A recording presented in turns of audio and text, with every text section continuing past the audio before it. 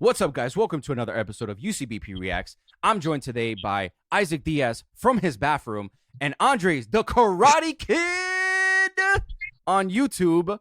Thank you so much for joining us again. He's joined us last time for our pre-show for UFC 282, but today we're breaking down UFC 282 post-show.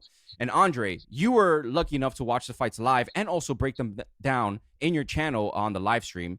Thank you for that. I joined in for a little bit and stuff, but then I actually went to watch the highlights. And Isaac, I think you also watched the highlights? Yes. So, Andre, we're going to lean heavily on you on what you thought of all the disaster and the non-disasters of UFC 282. But first, I want to say thank you so much for subscribing. If you guys, please hit that like button. Please also subscribe to our channel and leave a comment, guys. If you want to watch even more content on MMA and boxing, go to Andres the Karate Kid on YouTube. Wow.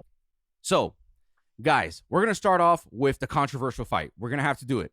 So, Paddy the Baddy Pimblett versus Jared Gordon. Paddy wins decision in a very controversial unanimous decision. Here I have the scorecards just to read it out loud. Doug Crosby had it 29-28, 10-9 in the first round, 10-9 in the second, and 9-10 on the third round. Chris Lee had it 9-10 for the first round, 10-9 for the second round, 10-9 on the third round. Ron McCarthy had it 10-9, 10-9, and 9-10. So, what did you guys think about the fight itself? What do you guys think? Who do you guys think won? And then we can talk about the actions after with the Joe Rogan speech and everything. I'm gonna go to you first, Andre. What did you think? I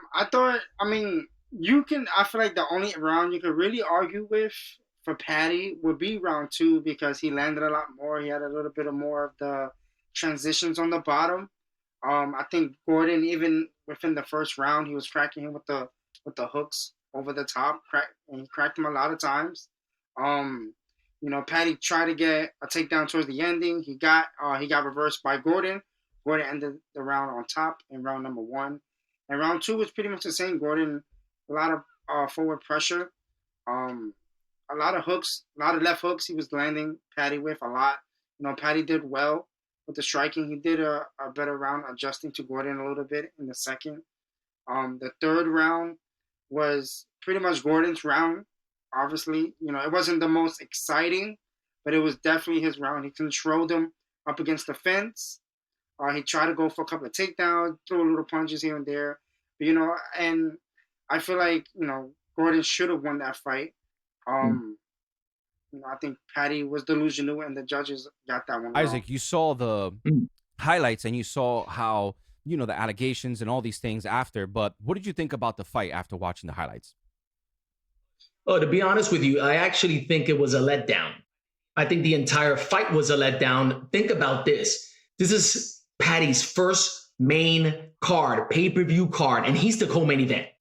He's talking about knocking people out. And I know in my previous video, I wanted him to be a Mystic Mac, but I think we found out that he doesn't have Mystic Mac's left hand power. I thought he would be stronger. And to be honest with you, I actually thought he would finish Gordon. But what I'm seeing is that even in the fight, he was taking Gordon's punches, but he has no power in those hands. Look, I'm sorry. I look at Gordon. Yeah, maybe the dude got a big head.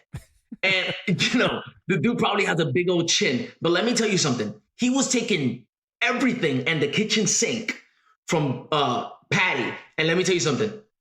He couldn't finish them. He was a soldier. And one thing about Gordon that I like, his forward pressure. It almost felt as if he was controlling the fight. He was controlling the pace of the fight. And the way that he fought was beautifully. I actually feel it was a robbery.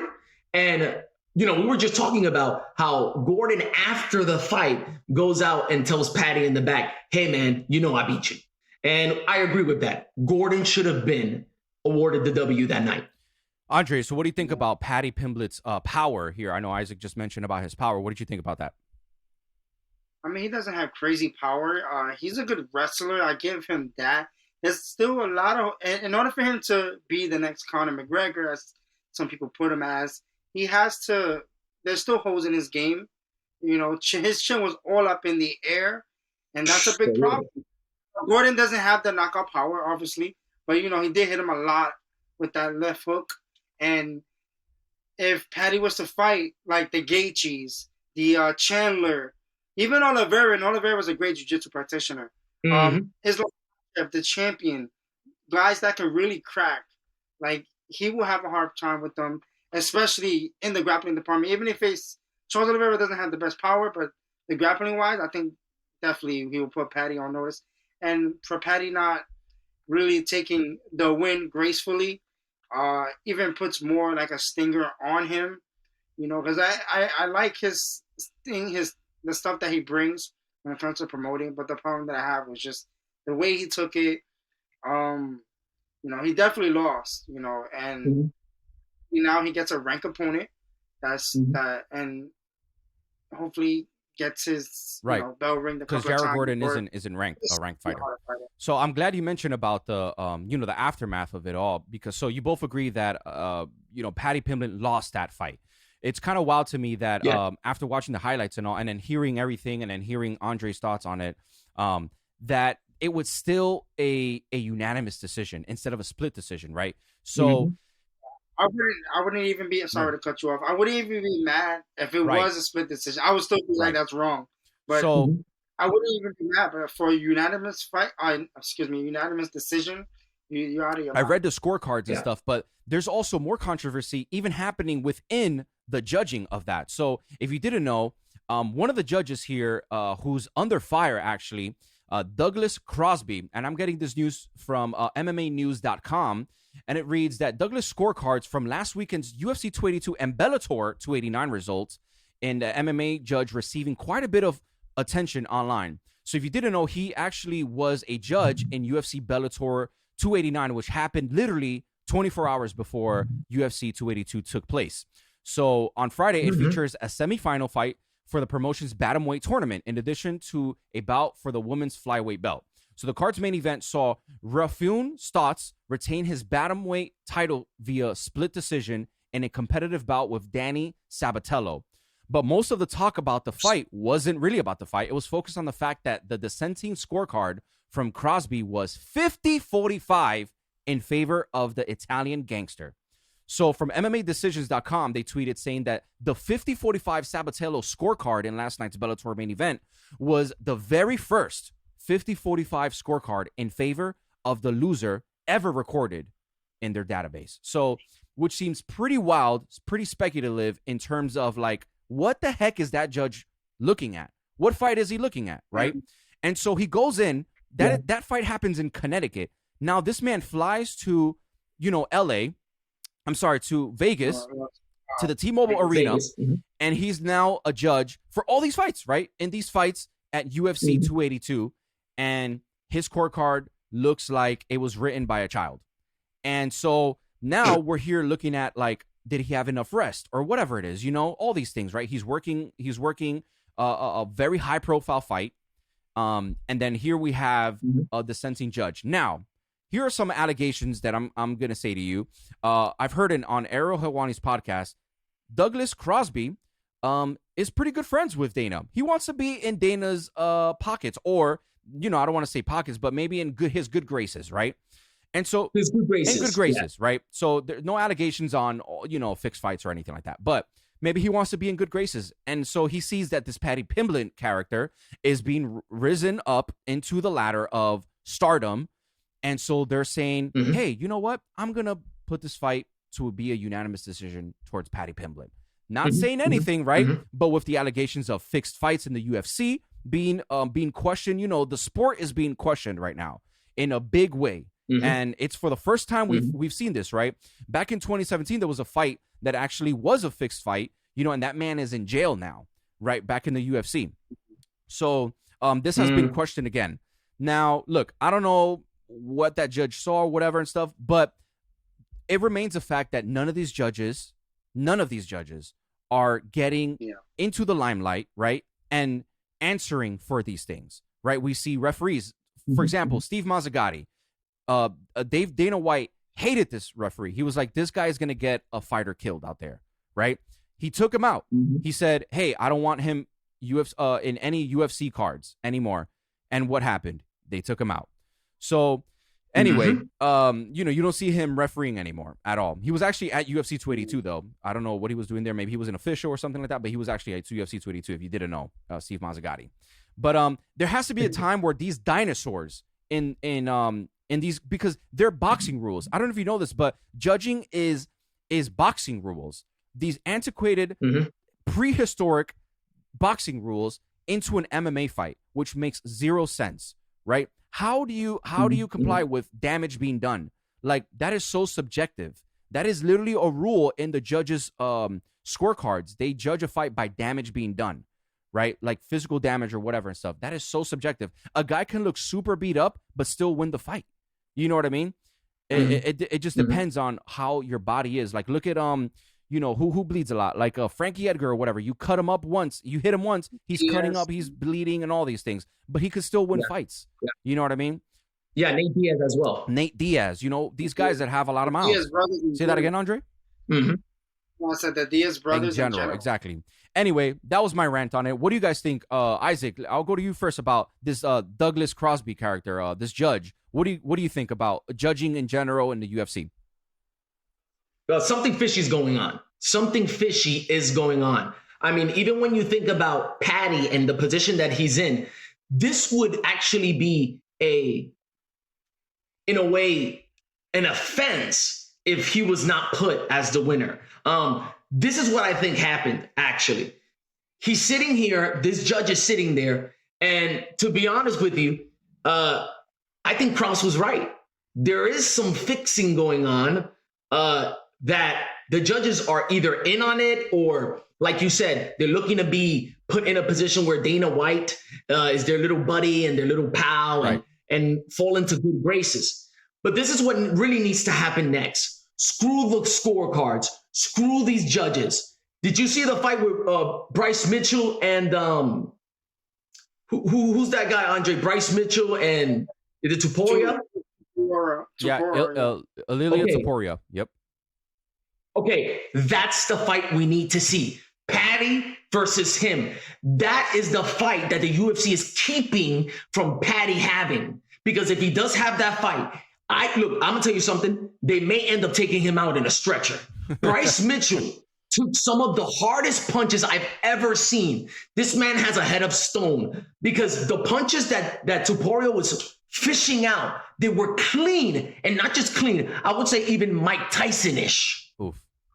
So that's the next fight. Screw it. Throw it all away. I feel bad for Gordon. There's something fishy going on, but that's the next fight we need to see. And if it doesn't happen, we know the UFC is keeping fights from us, and they're fixing some of these fights and some of these opponents. There's something unfair going on. For sure, yeah. I think they're in two different weight classes, but they're still close in weight class that it could still happen, Yes. But absolutely, give him a ranked guy. Give him someone that he's going to have a fun time on the feet there.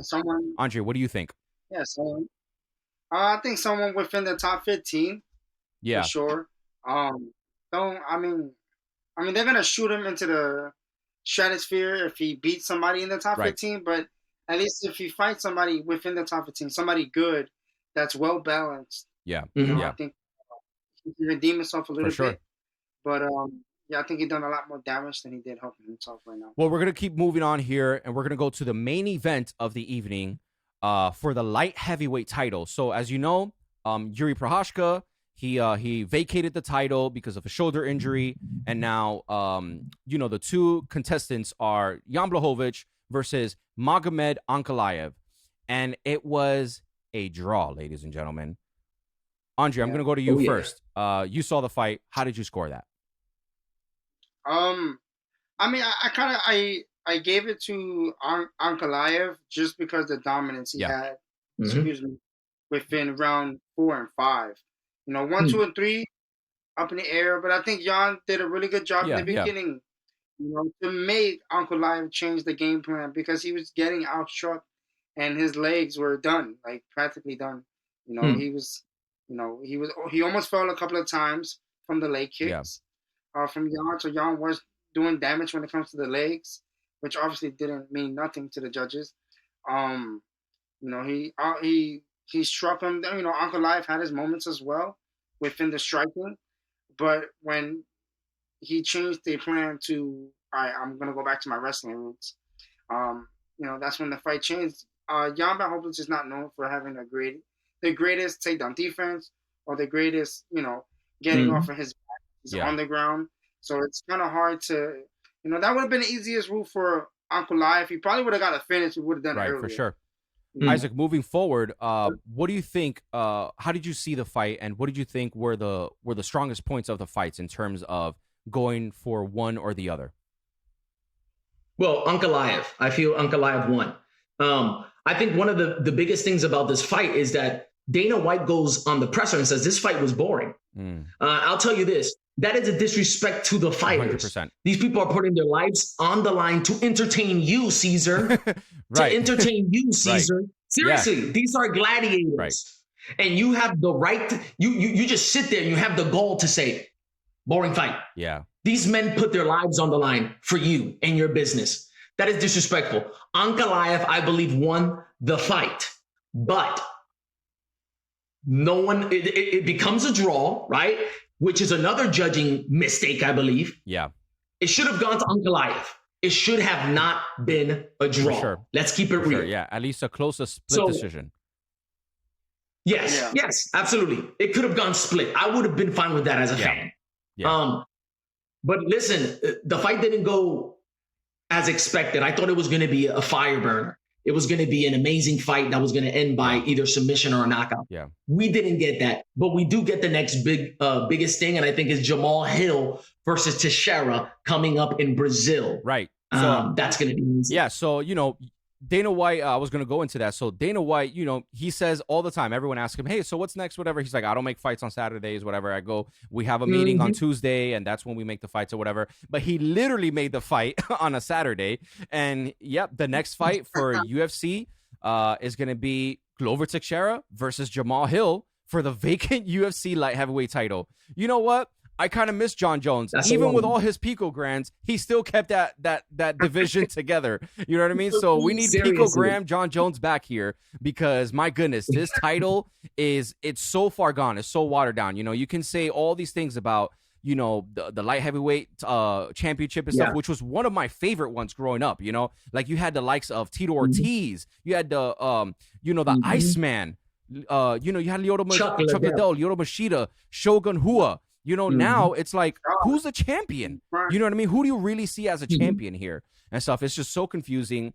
I think that they're just trying to have a title holder and keep it there. Once in a lifetime, this was the best UFC title to have and most exciting to me, at least. But now it's just kind of like, it's kind of watered down. It seems more like a joke to me.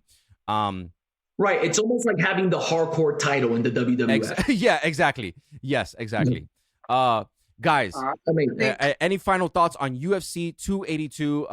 We saw the whole thing with Joe Rogan when he saw his face literally visibly look like, what? Like, how is that a unanimous decision, and how did that go for Paddy Pimblett, who apparently, Paddy Pimblett did not like that in the post press conference speech with Joe.